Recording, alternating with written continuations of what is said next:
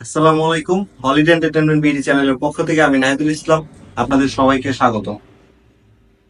গণহারে থাইল্যান্ডের visa reject হচ্ছে, মানে বিশেষ করে বাংলাদেশিদের।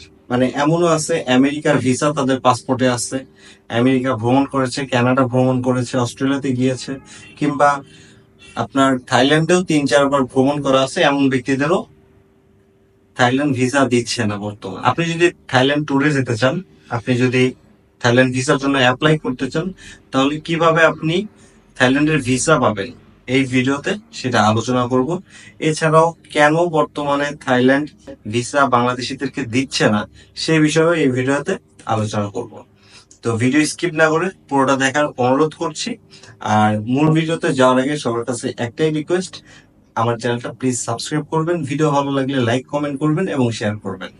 বাংলাদেশি পর্যটন বা বাংলাদেশি চিকিৎসার ক্ষেত্রে বর্তমানে থাইল্যান্ড একটি খুবই জনপ্রিয় একটি নাম, কারণ বর্তমানে ইন্ডিয়ার ভিসাটা বন্ধ আছে, যেই কারণে বাংলাদেশি যারা আছেন দেশের বাইরে চিকিৎসার জন্য যান, তাদের প্রথম ডেস্টিনেশন বা ফার্স্ট চয়েস হচ্ছে থাইল্যান্ড। কিন্তু থাইল্যান্ড এম্বাসি বর্তমানে ভিসা দিচ্ছে না। কারণ কি? আসলে এইটার প্রধান ও প্রথম যদি কোনো কারণ থাকে সেটা হচ্ছে অসৎ এজেন্সি আছে যারা কিনা ফেক ডকুমেন্ট অ্যারেঞ্জ করে ভিসার জন্য অ্যাপ্লাই করে। তো ইন্ডিয়ার ক্ষেত্রে তারা করতো যে কাজগুলো, তারা এখন থাইল্যান্ডের জন্য করতেছে, অনেক অনেক ফেক ডকুমেন্ট দিয়ে তারা অ্যাপ্লাই করতেছে। দ্যাটস ওয়াই থাইল্যান্ড এম্বাসি গণহারে ভিসা রিজেক্ট করতেছে। এছাড়াও অনেক বাংলাদেশি আছে যারা ট্যুরিস্ট ভিসায় বিভিন্ন দেশে যায়, যাওয়ার পরে আর ফেরত আসে না। মানে ধরেন নেপালে যায় বাংলাদেশিরা, আর ফেরত আসে না। কম্বোডিয়ায় যায় বাংলাদেশিরা, আর ফেরত আসে না। ঠিক আছে, এখন আমাদের তো আইডেন্টি তো একটাই, আমরা বাংলাদেশি।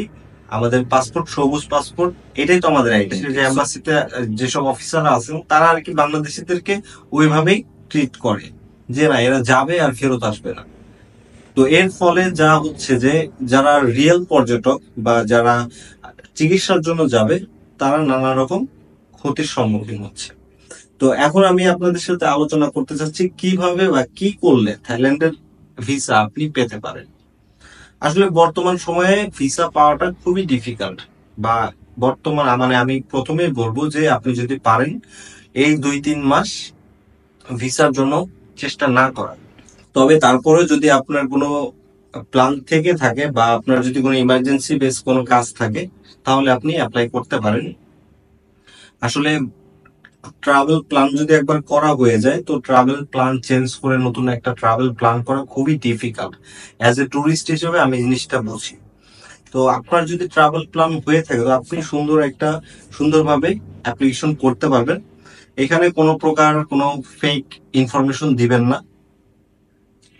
আপনার ব্যাংক স্টেটমেন্টে ভালো একটা অ্যামাউন্ট রাখার চেষ্টা করবেন, একটা হ্যান্ডসাম অ্যামাউন্ট, 5-6 লাখ টাকার মতো একটা অ্যামাউন্ট রাখার চেষ্টা করবেন। এবং ট্রানজাকশন গুলো যেন দেখে ফেক মনে না হয়, যে আপনি তুলতেছেন আবার আপনি ভরতেছেন, এমন যেন না হয়। মানে যেটা লিকুইড, যেটা সেটাই যেন, মানে যেটা রিয়েল, সেইভাবে আপনি যদি করতে পারেন। আপনার ট্রাভেল একটা আইটিনারি তৈরি করবেন, যে আপনি 10 দিন থাইল্যান্ড যাবেন, কোথায় কোথায় যাবেন, কি কি করবেন সেইটা। আর হচ্ছে যদি শর্ট টাইম কোনো প্ল্যান করবেন না, যে আপনি 15 দিন পরে আপনি যাবেন, এমন কোনো প্ল্যান আপনি করবেন না। মিনিমাম 1 থেকে 2 মাস হাতে রেখে করবেন।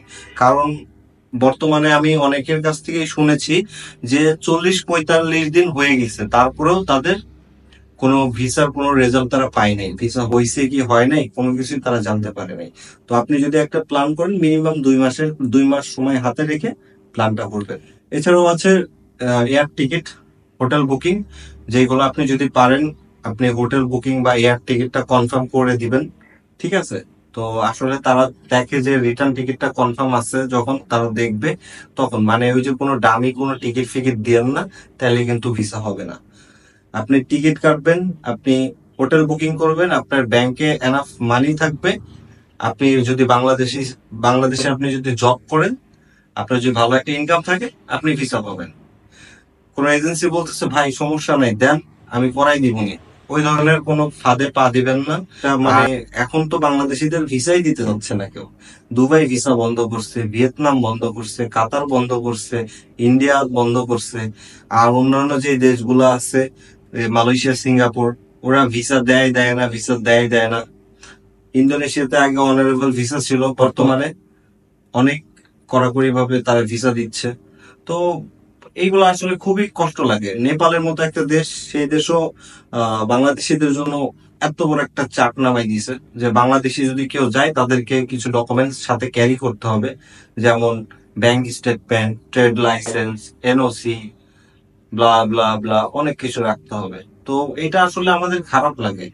তো কারণ কি, যে নেপালের মতো একটা দেশে যে বাংলাদেশিরা থেকে যাচ্ছে, কম্বোডিয়ার মতো একটা দেশে যে বাংলাদেশিরা থেকে যাচ্ছে, মূলত এই কাজগুলোর সাথে জড়িত কতিপয় অসাধু চক্র বা আপনার কিছু এজেন্সির লোক, তারা বলছে তুমি নেপাল যাও, নেপাল থেকে তোমার আমি ইতালি পাঠাই দিব।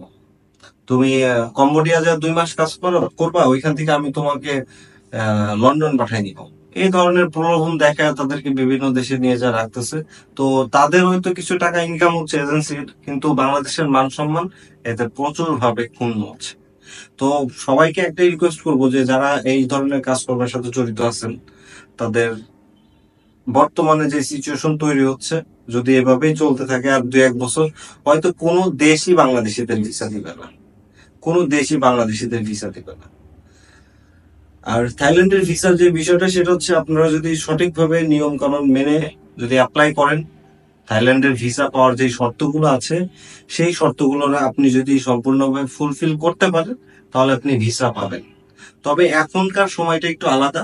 এখন একটু চেষ্টা করবেন যে অ্যাপ্লাই না করার জন্য, কারণ বর্তমানে থাইল্যান্ড এম্বাসি কাউকেই ভিসা দিচ্ছে না, গণহারে রিজেক্ট করতেছে। তা আমি যখন আমার পরিচিত ভাইকে বা বলি যে ভাই আমি থাইল্যান্ডে যেতে চাচ্ছি, আপনি আমাকে ফাইলটা প্রসেস করে দেন, তো উনি আমাকে ডিরেক্ট বলছে যে না ভাই, এখন অ্যাপ্লাই করার দরকার নাই, এখন কাউকেই ভিসা দিচ্ছে না। তো আমি এই ইনফরমেশন বা এই ভিডিওটা এই কারণেই বানাচ্ছি যে অনেকেই আছেন থাইল্যান্ডের চিকিৎসার জন্য বা ভ্রমণের উদ্দেশ্যে যাইতে যাচ্ছেন, এজেন্সি হয়তো আপনাকে বলতে পারে যে দাঁড়া আমি ভিসাই করাই দেবো, কোনো সমস্যা নাই। হ্যাঁ, এটা বিশ্বাস করবেন না। এই রকম কোনো মানে ভিসা হওয়াটা বর্তমানে খুবই ডিফিকাল্ট।